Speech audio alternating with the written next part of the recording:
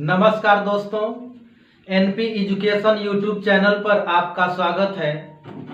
पिछले वीडियो में हम लोगों ने बुद्धि के बारे में अध्ययन किया था और बुद्धि से संबंधित महत्वपूर्ण तथ्य बताए गए थे और यह भी बताया गया था कि बुद्धि के अंतर्गत जो प्रमुख सिद्धांत हैं, जो प्रतिपादक हैं, वो आपके एग्जाम में बार बार पूछे जाते हैं, वहां से प्रश्न पूछे जाते हैं।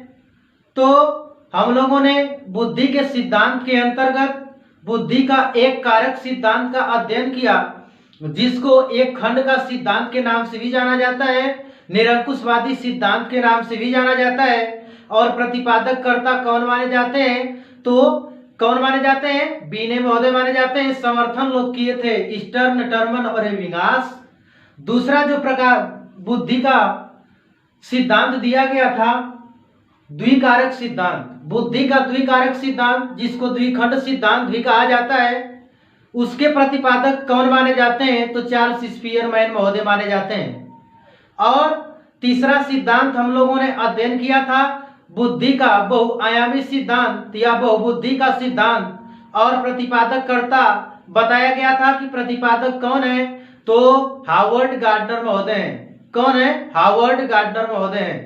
तो आइए आज हम लोग बुद्धि का प्रमुख सिद्धांत अध्ययन करेंगे, पार्ट 2। और इसके अंतर्गत कई सिद्धांत हैं जो आपके एग्जाम में पूछ लिए जाते हैं। जैसे में हम लोग पहला सिद्धांत इसमें पढ़ेंगे आज के वीडियो में, बुद्धि का बहुकारक सिद्धांत, जिसको बालू के टीले के सिद्धांत के नाम से भी जाना जाता है और मात्रा का सिद्धांत भी कहा जाता है, और इसे परमाणुवादी सिद्धांत के नाम से भी जानते हैं। ये जो सिद्धांत है बुद्धि का बहुकारक सिद्धांत, ये सिद्धांत आपके परीक्षा में पूछे जाते हैं। टेट में पूछा जाता है, सुपर टेट में पूछा जाता है, रीट में पूछा जाता है, बिहार टेट में पूछा जाता है। यानी किसी भी टेट, स्टेट का अगर टेट होता है तो उसमें यहाँ से क्वेश्चन बनते हैं। तो आइए अपने टॉपिक पर हम लोग चलते हैं और अध्ययन करते हैं। बालू के टीले का सिद्धांत या बुद्धि का बहुकारक सिद्धांत या मात्रा का सिद्धांत या परमाणुवादी सिद्धांत, इस सिद्धांत के प्रतिपादक कर्ता कौन माने जाते हैं या प्रतिपादक कौन है? तो आपको पता है कि इस सिद्धांत के प्रतिपादक थार्नडाइक महोदय माने जाते हैं। थार्नडाइक महोदय के द्वारा बुद्धि का बहुकारक सिद्धांत दिया गया था और इस सिद्धांत के अंतर्गत बताया गया था कि जो बुद्धि होता है कई तत्वों का समूह होता है। बुद्धि कई तत्वों का समूह होता है और प्रत्येक तत्व में कोई न कोई सूक्ष्म योग्यता निहित होती है। यानी बहुकारक सिद्धांत में या बालू के टीले के सिद्धांत के अंतर्गत थार्नडाइक महोदय ने बताया था, इन्होंने बताया था कि बुद्धि जो होता है कई तत्वों का समूह होता है और प्रत्येक तत्व में कोई सूक्ष्म योग्यता निहित होती है।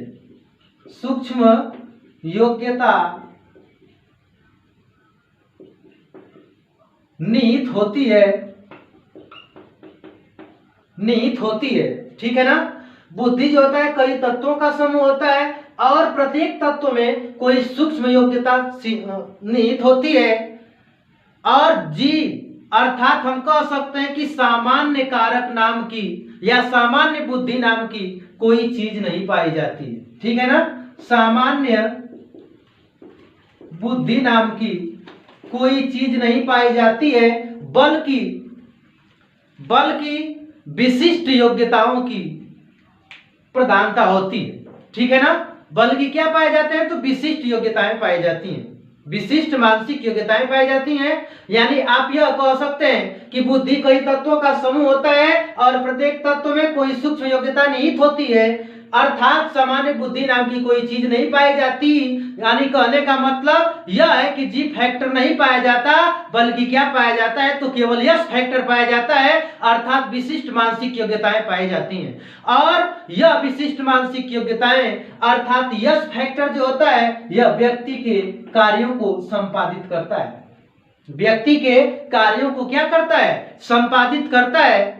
किस सिद्धांत के अंतर्गत ये सब बातें बताई गई हैं? तो बुद्धि के बहुकारक सिद्धांत के अंतर्गत या बालू के टीले के सिद्धांत के अंतर्गत यदि मान लीजिए आप बालू अपने हाथ में उठाते हैं तो अनेक कण होते हैं। बालू के अंतर्गत अनेक कण होते हैं। मान लीजिए एक मुट्ठी आप बालू उठा लिए तो एक मुट्ठी बालू में अनेक कण होते हैं, बालू के छोटे छोटे कण होते हैं, ठीक है ना। तो इसीलिए इस सिद्धांत को परमाणुवादी सिद्धांत भी कहा जाता है, ठीक है। यानी प्रत्येक अनेक परमाणु होते हैं और परमाणु के मिलने से किसका निर्माण होता है, अणु का निर्माण होता है, ये हम लोग जानते हैं, ठीक है ना। और मात्रा, बालू में अनेक मात्रा यानी कण जो होते हैं अनेक होते हैं, कई कण होते हैं, तो उन्हें मात्रा भी आप संज्ञा दे सकते हैं। बालू के टीले के सिद्धांत के नाम से भी इसे जाना जाता है, ठीक है ना। तो ये जो सिद्धांत था बुद्धि का बहुकारक सिद्धांत। और आप यह भी जानते हैं कि थार्नडाइक महोदय ने बुद्धि के 3 प्रकार बताए थे। बुद्धि के 3 प्रकार थार्नडाइक महोदय ने बताया था कि बुद्धि का कितना प्रकार होता है, तो 3 प्रकार होता है। और वह कौन कौन सा प्रकार होता है, तो यांत्रिक बुद्धि, यांत्रिक बुद्धि। दूसरा जो प्रकार बताया गया था थार्नडाइक महोदय के द्वारा, उस बुद्धि का नाम है अमूर्त बुद्धि, अमूर्त बुद्धि। और जो तीसरा प्रकार था उस बुद्धि का नाम मूर्त बुद्धि, ठीक है ना। तो मूर्त बुद्धि को भी कई नाम से जानते हैं। जैसे मूर्त बुद्धि को आप कह सकते हैं, मूर्त बुद्धि जो होता है, यांत्रिक बुद्धि को ही मूर्त बुद्धि कहा जाता है, सॉरी, यांत्रिक बुद्धि को ही क्या कहा जाता है, मूर्त बुद्धि कहा जाता है। यांत्रिक बुद्धि को स्थूल बुद्धि भी कहा जाता है। यांत्रिक बुद्धि को ठोस बुद्धि के नाम से भी जानते हैं, ठीक है ना। यानी यांत्रिक बुद्धि को मूर्त बुद्धि भी कहा जाता है, स्थूल बुद्धि भी कहा जाता है और ठोस बुद्धि के नाम से भी जानते हैं। दूसरा प्रकार अमूर्त बुद्धि इनके द्वारा बताया गया था। और जो तीसरा प्रकार बताया गया था सामाजिक बुद्धि। तीसरा प्रकार थार्नडाइक के द्वारा दिया गया और तीसरा प्रकार बताया गया सामाजिक बुद्धि। आइए हम लोग यांत्रिक बुद्धि किसे कहते हैं, मूर्त बुद्धि या स्थूल बुद्धि या ठोस बुद्धि, और जो दूसरा प्रकार है अमूर्त बुद्धि, ठीक है ना। अमूर्त बुद्धि किसे कहते हैं, मूर्त बुद्धि किसे कहते हैं, सामाजिक बुद्धि किसे कहते हैं, इसके बारे में जान लेते हैं। यांत्रिक बुद्धि जो होता है, जिस व्यक्ति में यांत्रिक बुद्धि की प्रधानता पाई जाती है, वह मशीनों के साथ तथा यंत्रों के साथ समायोजन बहुत जल्द स्थापित कर लेता है। या आप कह सकते हैं कि मशीनों के साथ, यंत्रों के साथ समायोजन करने की योग्यता ये क्या कहलाती है, यांत्रिक बुद्धि कहलाती है, जिसको मूर्त बुद्धि के नाम से भी जानते हैं। जो दूसरा प्रकार बताया गया था थार्नडाइक के द्वारा अमूर्त बुद्धि, तो अमूर्त बुद्धि की परिभाषा बताया गया था कि पुस्तकीय ज्ञान के प्रति अपने आप को समायोजित करने की योग्यता ये क्या कहलाती है, अमूर्त बुद्धि कहलाती है। यह थार्नडाइक के द्वारा प्रकार बताया गया था अमूर्त बुद्धि, यानी पुस्तकीय ज्ञान के प्रति अपने आप को समायोजित करने की योग्यता ये क्या कहलाती है, अमूर्त बुद्धि कहलाती है। तीसरा प्रकार जो बताया गया था थार्नडाइक महोदय के द्वारा सामाजिक बुद्धि। प्रश्न यह बनता है कि सामाजिक बुद्धि किसे कहते हैं, तो आप बता सकते हैं कि समाज के साथ, अपने समाज के साथ समायोजित करने की योग्यता ही क्या कहलाएगी, सामाजिक बुद्धि कहलाएगी। यानी जिस व्यक्ति में सामाजिक बुद्धि की प्रधानता होती है वह अपने समाज के साथ समायोजन बहुत जल्द स्थापित कर लेता है। इसके अंतर्गत यदि उदाहरण पूछ लिया जाता है तो आप बता सकते हैं कि इसके अंतर्गत कौन कौन लोग आएंगे। तो सामाजिक बुद्धि में आप कह सकते हैं नेता, ठीक है ना, सामाजिक कार्यकर्ता,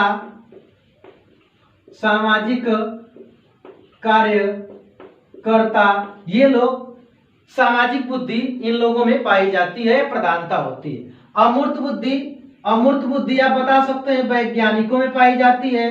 किसमें पाई जाती है, तो वैज्ञानिकों में पाई जाती है अमूर्त बुद्धि, ठीक है ना। और आप ये भी बता सकते हैं कि मनोवैज्ञानिकों में भी पाई जाती है अमूर्त बुद्धि। अमूर्त यानी अमूर्त चिंतन की योग्यता उनमें पाई जाती है, तो अमूर्त बुद्धि की प्रधानता होगी, ठीक है ना।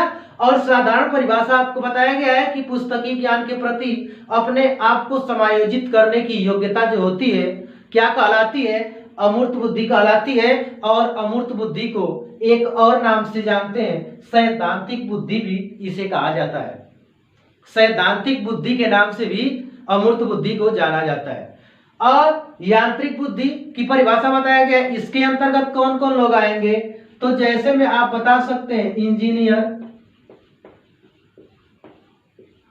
कारीगर, ये लोग जो है यांत्रिक बुद्धि के अंतर्गत आते हैं। ठीक है ना। ये लोग क्या करते हैं, यंत्रों के साथ, मशीनों के साथ समायोजन स्थापित बहुत जल्द कर लेते हैं। इसी कारण इन लोगों में यांत्रिक बुद्धि की प्रधानता पाई जाती है या मूर्त बुद्धि की प्रधानता पाई जाती है। यह था थॉर्नडाइक के द्वारा बुद्धि के 3 प्रकार बताए गए थे, यांत्रिक बुद्धि, अमूर्त बुद्धि और सामाजिक बुद्धि। इसी सिद्धांत के अंतर्गत, बुद्धि के बहुकारक सिद्धांत के अंतर्गत थॉर्नडाइक महोदय ने बुद्धि के 4 स्वतंत्र प्रतिमान दिए थे, या आप बता सकते हैं कि बुद्धि के 4 गुण बताए थे थॉर्नडाइक महोदय ने। और वह कौन कौन से 4 गुण बताए थे, तो आपका उत्तर होगा स्तर, दूसरा इन्होंने बताया था गति, और तीसरा थॉर्नडाइक के द्वारा बताया गया था सीमा या विस्तार, सीमा या विस्तार। और चौथा जो स्वतंत्र प्रतिमान बताया गया था बुद्धि का थॉर्नडाइक के द्वारा, तो उसे बताया गया था स्तर हो गया, गति हो गया, सीमा या विस्तार हो गया, और तीसरा चौथा बताया गया था क्षेत्र। चौथा क्या बताया गया था, क्षेत्र। ठीक है ना।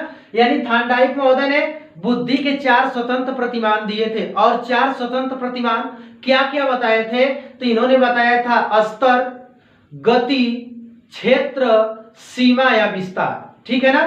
तो ये सिद्धांत हम लोगों ने पढ़ा, बुद्धि का बहुकारक सिद्धांत, उपनाम भी बताया गया।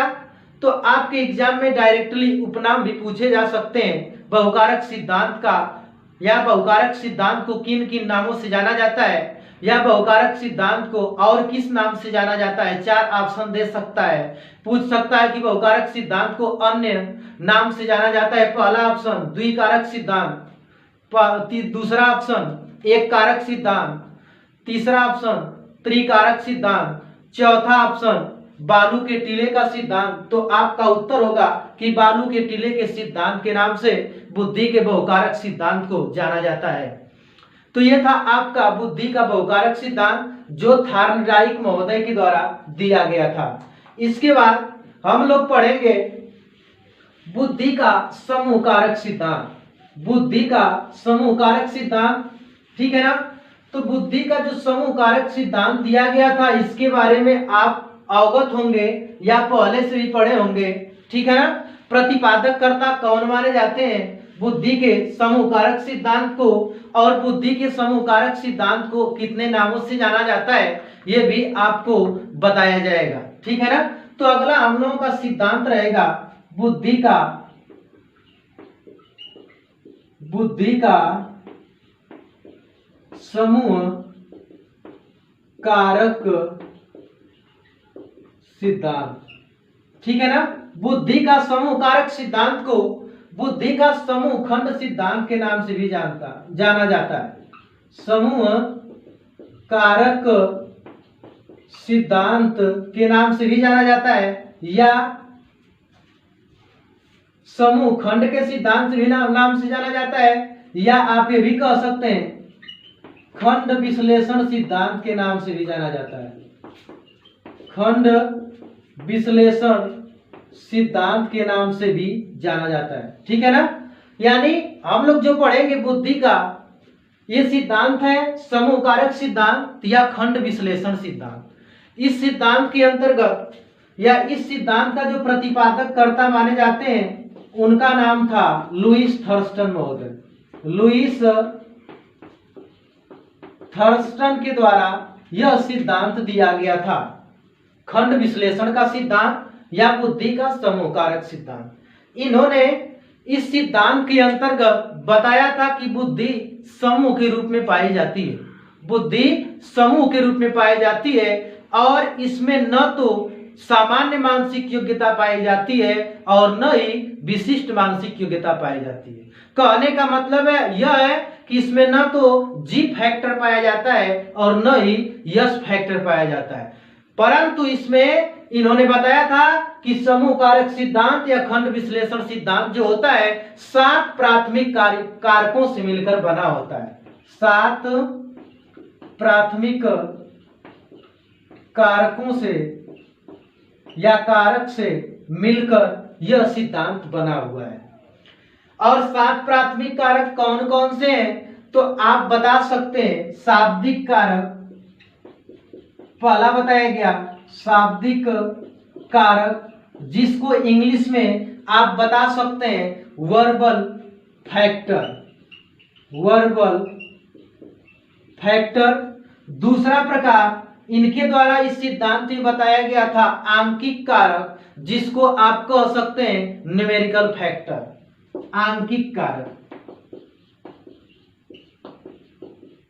इंग्लिश में क्या कह सकते हैं तो न्यूमेरिकल फैक्टर के नाम से आप जान सकते हैं। तीसरा जो कारक बताया गया था स्थानिक कारक, स्थानिक कारक जिसको आप बता सकते हैं या इंग्लिश में कह सकते हैं स्पेशियल फैक्टर। किस नाम से जान सकते हैं तो स्पेशियल फैक्टर, ठीक है ना। चौथा जो कारक बताया गया था इस सिद्धांत के अंतर्गत, उस कारक का नाम लुईस थर्स्टन महोदय ने बताया था स्मृति कारक, जिसको इंग्लिश में मेमोरी फैक्टर के नाम से जानते हैं। स्मृति कारक इंग्लिश में इसे क्या कह सकते हैं तो मेमोरी फैक्टर। पांचवा प्रकार जो बताया गया था प्रत्यक्षात्मक कारक, प्रत्यक्षात्मक कारक, या इसे आप ये भी कह सकते हैं प्रत्यक्षात्मक गतिशील कारक, ठीक है ना। प्रत्यक्षात्मक गतिशील कारक के नाम से भी जान सकते हैं। इसे इंग्लिश में कहा जाता है परसेप्चुअल फैक्टर, परसेप्चुअल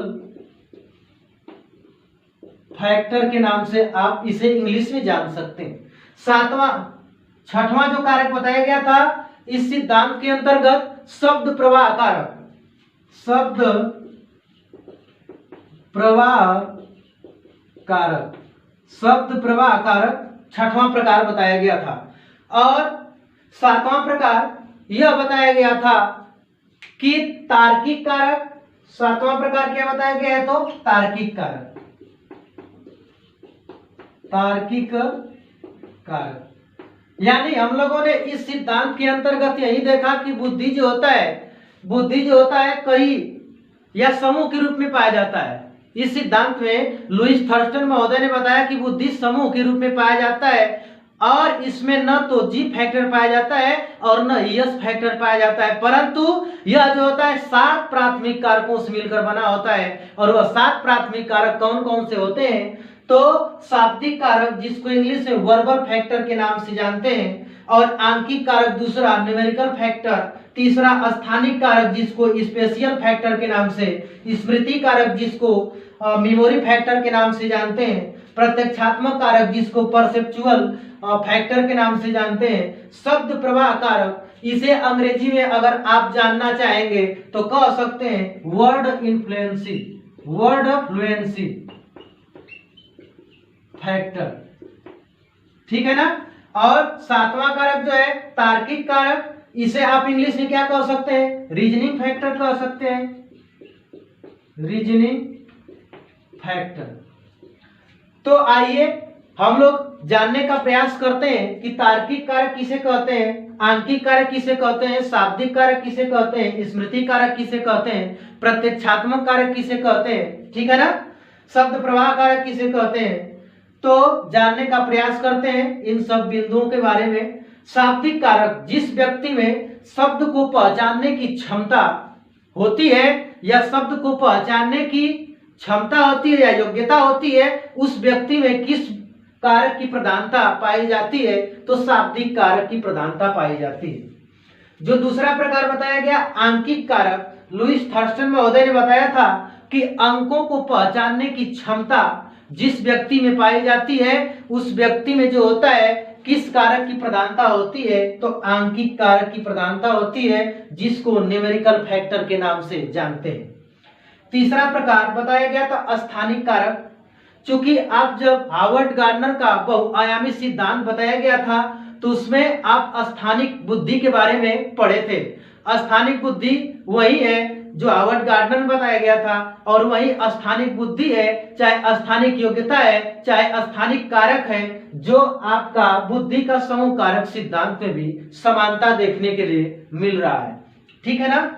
तो स्थानिक कारक, इस कारक का प्रयोग व्यक्ति क्या करता है, मानसिक कल्पनाओं को चित्र का स्वरूप देने के लिए करता है। अर्थात आप कह सकते हैं कि मानसिक कल्पना या कल्पना करने की क्षमता जिस व्यक्ति में पाई जाती है उस व्यक्ति में स्थानिक कारक की प्रधानता होती है। चौथा स्मृति कारक। स्मृति कारक जो होता है याद करने की क्षमता। स्मृति याद करने की क्षमता जिस व्यक्ति में पाई जाती है उस व्यक्ति में स्मृति कारक की क्या होती है, प्रधानता होती है। और अगला जो कारक बताया गया प्रत्यक्षात्मक कारक, यानी किसी भी विषय वस्तु को देखकर उसे पहचान लेना या किसी भी चीज को देख करके उस तुरंत उत्तर देना अगर है किसी व्यक्ति में तो उस व्यक्ति में किस कारक की प्रधानता है, तो प्रत्यक्षात्मक कारक की प्रधानता पाई जाती है। छठवां प्रकार शब्द प्रवाह कारक। शब्द प्रवाह कारक यानी बोलने की चालाकी आप कह सकते हैं। यानी जब कोई व्यक्ति अपने बातों को, अपने विचारों को किसी व्यक्ति के सामने व्यक्त करता है और निसंकोच करता है, अर्थात संकोच नहीं करता है, बेझिझक के साथ अपनी बातों को प्रस्तुत करता है, तो आप यह कह सकते हैं कि उस व्यक्ति में जो है किस कारक की प्रधानता है, तो शब्द प्रवाह की प्रधानता है। ठीक है ना। शब्द प्रवाह कारक की प्रधानता है, अर्थात उसकी जो बोलने की शैली है या जो भी वह बोल रहा है उसमें तारतम्यता है, अर्थात टूट नहीं रहा है। ठीक है ना। तो शब्द प्रवाह, इसी को शब्द प्रवाह कहा गया है, शब्द प्रवाह कारक, अर्थात बोलने की चालाकी उस व्यक्ति में जरूर होगी। सातवां जो कारक बताया गया है तार्किक कारक, जिसको इंग्लिश में रीजनिंग फैक्टर के नाम से जानते हैं। रीजनिंग फैक्टर के नाम से जानते हैं यानी जिस व्यक्ति में तर्क करने की क्षमता पाई जाती है उस व्यक्ति में तार्किक कारक की प्रधानता होती है। ये जो सिद्धांत था बुद्धि का समूह कारक सिद्धांत या खंड विश्लेषण सिद्धांत जो लुईस थर्स्टन के द्वारा दिया गया था, ये सिद्धांत के बारे में हम लोगों ने अध्ययन किया। इसके बाद जो तीसरा सिद्धांत है उस सिद्धांत का नाम त्रितंत्री सिद्धांत या त्रिपाची सिद्धांत, उसका अध्ययन करने का प्रयास करते हैं। तो आइए हम लोग अध्ययन करते हैं त्रिपाची सिद्धांत या बुद्धि का त्रितंत्री सिद्धांत, जिसको एक और नाम से जाना जाता है सूचना संसाधन सिद्धांत के नाम से भी जाना जाता है। जैसे में ये जो सिद्धांत हम लोग पढ़ेंगे इस सिद्धांत का नाम क्या है, तो बुद्धि का त्रिपाची सिद्धांत। त्रिपाची सिद्धांत, बुद्धि का त्रिपाची सिद्धांत, इसे आप कह सकते हैं बुद्धि का त्रितंत्री सिद्धांत।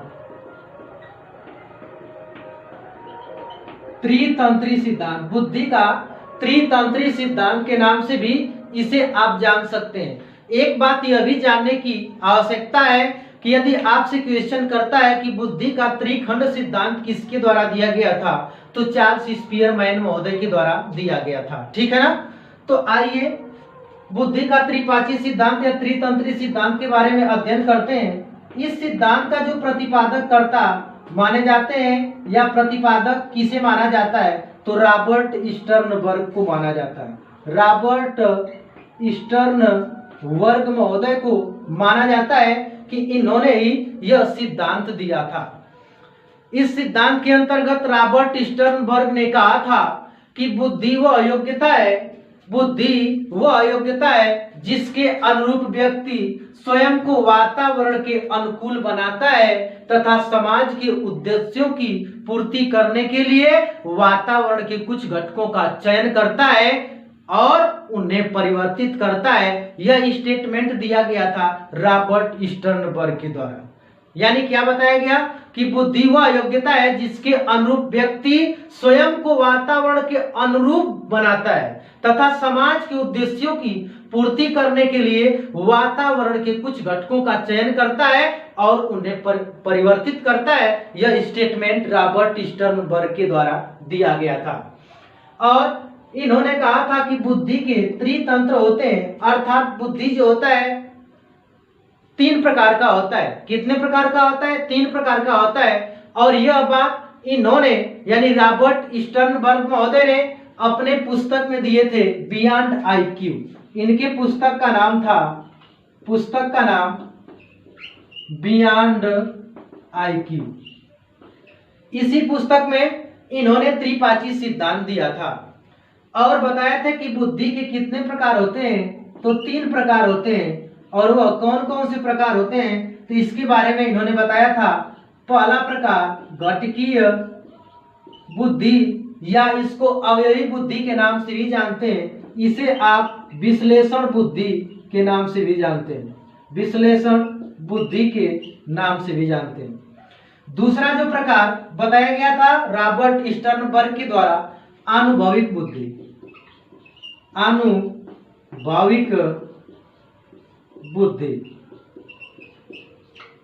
आनुभविक बुद्धि। और रॉबर्ट स्टर्नबर्ग के द्वारा एक और बुद्धि का प्रकार बताया गया था और वह कौन सा बुद्धि का प्रकार है, तो आप बता सकते हैं व्यवहारिक बुद्धि। तीसरा प्रकार व्यवहारिक बुद्धि, ठीक है ना, व्यवहारिक बुद्धि। यानी रॉबर्ट स्टर्नबर्ग महोदय ने त्रिपाची सिद्धांत के अंतर्गत बुद्धि के 3 प्रकार बताए थे बियॉन्ड आईक्यू नामक पुस्तक के अंतर्गत। 3 प्रकार क्या क्या बताए थे, तो 3 प्रकार इन्होंने बताया था कि पहला जो होता है घटकी बुद्धि, जिसको अवयवी बुद्धि के नाम से भी जानते हैं, विश्लेषण बुद्धि के नाम से भी जानते हैं। दूसरा प्रकार इनके द्वारा बताया गया था अनुभविक बुद्धि। और तीसरा प्रकार जो बताया गया था रॉबर्ट स्टर्नबर्ग के द्वारा, तीसरा प्रकार का नाम व्यवहारिक बुद्धि। तो आइए इसके बारे में जानने का प्रयास करते हैं। विश्लेषण बुद्धि किसे कहते हैं, अनुभविक बुद्धि किसे कहते हैं, व्यवहारिक बुद्धि किसे कहते हैं, तो इसके बारे में हम लोग अध्ययन करेंगे। विश्लेषण बुद्धि यानी जब किसी व्यक्ति के सामने या जब कोई व्यक्ति किसी समस्या का समाधान करता है और समाधान प्राप्त सूचनाओं के आधार पर या प्राप्त सूचनाओं के विश्लेषण के आधार पर करता है, तो उस व्यक्ति में कौन सी बुद्धि पाई जाती है, तो घटकी बुद्धि या विश्लेषण बुद्धि पाई जाती है। ठीक है ना। यानी आप क्या बता सकते हैं, आप यह कह सकते हैं कि जब कोई व्यक्ति किसी समस्या का समाधान प्राप्त सूचनाओं के आधार पर या विश्लेषण के आधार पर करता है, ठीक है ना, प्राप्त सूचनाओं का विश्लेषण करता है, तो उस व्यक्ति में विश्लेषण बुद्धि पाई जाती है। दूसरा प्रकार अनुभविक बुद्धि। अनुभविक बुद्धि किसे कहते हैं, अनुभविक बुद्धि को परिभाषित करना होगा तो आप बता सकते हैं कि जब कोई व्यक्ति नवीन समस्याओं के समाधान के लिए पूर्व अनुभवों का सहायता लेता है, तो उस व्यक्ति में कौन सी बुद्धि की प्रधानता होती है, अनुभविक बुद्धि की प्रधानता होती है। यानी हमने यही बताया अनुभविक बुद्धि जब किसी व्यक्ति के सामने कोई नवीन समस्या उत्पन्न होती है और उस नवीन समस्या को समाधान करने के लिए अपने पूर्व अनुभवों का प्रयोग करता है, तो उस व्यक्ति में कौन सी बुद्धि की प्रधानता होगी, तो अनुभविक बुद्धि की प्रधानता होगी। तीसरा प्रकार व्यवहारिक बुद्धि। व्यवहारिक बुद्धि का प्रयोग प्रायः व्यक्ति अपने दिन प्रतिदिन के आने वाले समस्याओं को समाधान करने के लिए किस बुद्धि का प्रयोग करता है, तो व्यवहारिक बुद्धि का प्रयोग करता है।